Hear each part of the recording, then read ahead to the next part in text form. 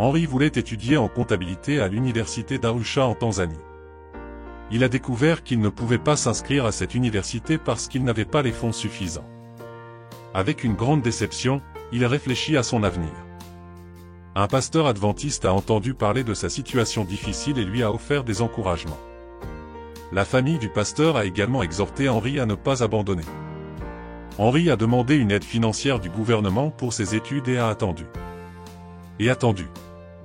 Plusieurs mois de silence douloureux passèrent. Ensuite, l'université d'Arusha l'a contacté avec des nouvelles passionnantes que le gouvernement a approuvé sa demande d'aide financière dans son intégralité.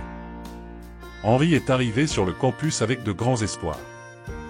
Il avait l'intention d'accomplir de nombreuses choses grandes et merveilleuses après l'obtention de son diplôme. Il avait 22 ans et tout son avenir était devant lui. Ses premières impressions sur l'université d'Arusha sont bonnes. Le campus avait de beaux paysages et était situé à proximité du parc national d'Arusha. Il a parfois vu des zèbres et des gazelles se promener sur le campus. Le mont Meru, la 5e plus haute montagne d'Afrique, se dressait à l'ouest et, par temps clair, il pouvait voir la plus haute montagne d'Afrique, le mont Kilimandjaro, depuis la fenêtre de la classe. Il a constaté que l'université d'Arusha avait un corps étudiant international, avec des jeunes venant du Kenya, du Rwanda, de l'Ouganda, du Botswana, de la République démocratique du Congo et d'ailleurs. Il était intrigué de découvrir les différentes cultures des autres pays africains. Il aimait particulièrement les professeurs. À sa grande surprise, la plupart des enseignants vivaient sur le campus et étaient facilement accessibles pour obtenir de l'aide, même après les heures normales de classe. Leur style d'enseignement lui rappelait comment un parent s'occupe d'un enfant. Les professeurs le traitaient comme un fils. Chaque classe s'est ouverte par la prière.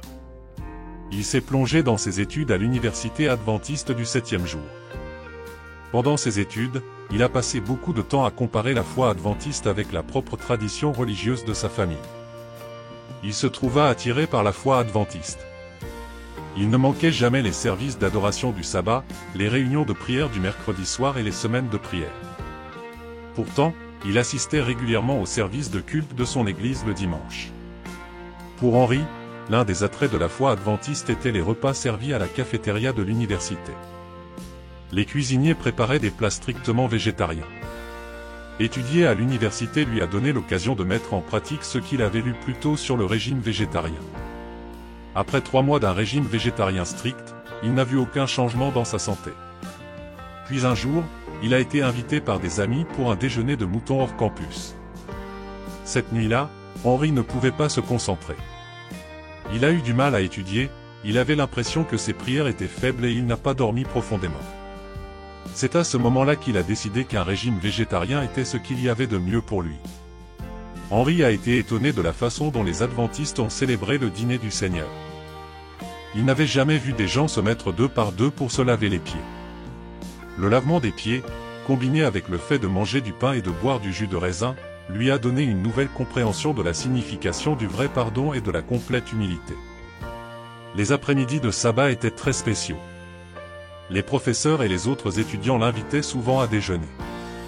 Il a été surpris que personne ne lui ait jamais demandé s'il était adventiste avant de lui adresser une invitation. Après le déjeuner du sabbat, il assistait au programme de l'après-midi à la chapelle de l'université ou sortait pour des promenades dans la nature. Parfois, il chantait juste avec des amis jusqu'au coucher du soleil.